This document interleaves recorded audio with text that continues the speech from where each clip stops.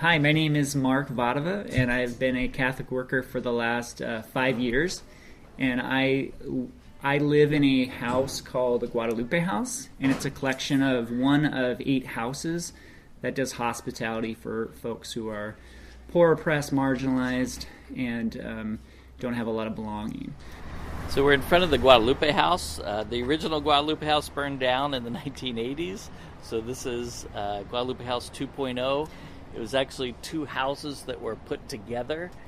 There are 12 bedrooms in this house, 4 bathrooms, and also an apartment. I'm Melissa Yager, and I moved into the Catholic Worker House about 2 years ago, and I got connected with the community over a summer immersion project and felt connected with their values of holisticness. Some of the Catholic workers live here full-time, have a room, and then the other rooms are taken by guests who come for anywhere from 3 to 9 months as part of a transitional housing program that we run. I am Gary Waldron. I've lived at the Catholic Worker and the Guadalupe House for 4.5 years. We really like meals at the Catholic Worker. We really value and believe that food brings us together, and eating dinner is a really important part of that. Every Tuesday night we have an open door communal liturgy and dinner where neighbors in houses and neighbors on the street and neighbors all around just come, and we do a really simple liturgy and prayer, and then we eat a big meal together. So we jam-pack our living room with 60 plus people, and it's always really chaotic and fun. Usually Jerry's food doesn't have any spice. All over the place. Sure. You mind spicy food? Can you eat it? No, but you have to be too. I have to be careful.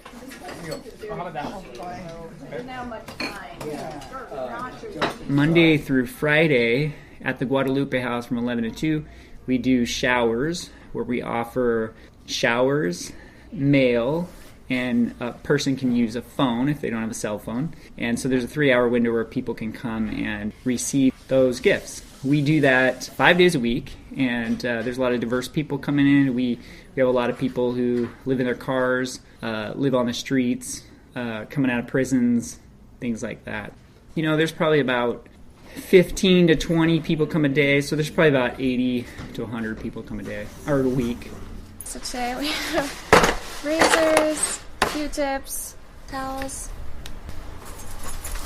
So I'll just put 20 on the list, but usually it's like 18 at the most.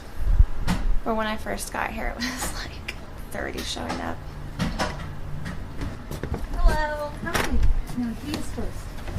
Yes. Jay, right? Mm-hmm. Jay. Crystal. Crystal. So Jay and Crystal, you guys can go in. Is that it? You want Father Bix was a great man of kindness and love and deep care for folks who struggle with poverty. He was born in Tacoma, and he became a Jesuit priest.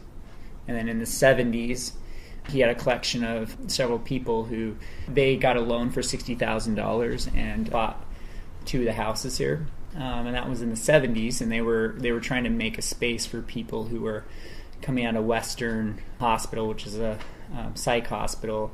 People were getting released on the streets, and they had nowhere to go. So they had a hope to live with people with mental illness in community.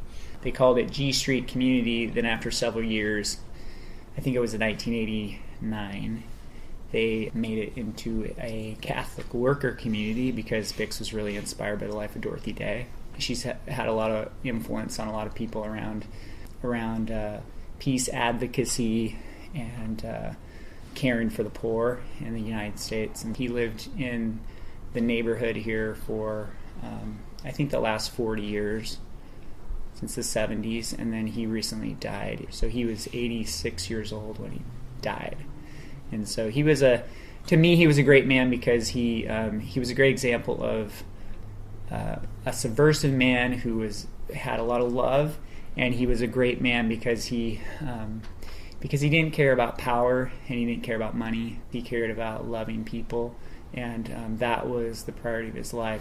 What does it mean to be Catholic workers? I think one word that I always reflect on is holism and holistic, and seeing that every aspect of my life is part of the greater whole, and how, you know, my roommates, my coworkers, my neighbors, my service, my hospitality, my faith, my gardening, all of that is actually like integrated into the larger whole of what we're doing as part of hospitality and service and living together.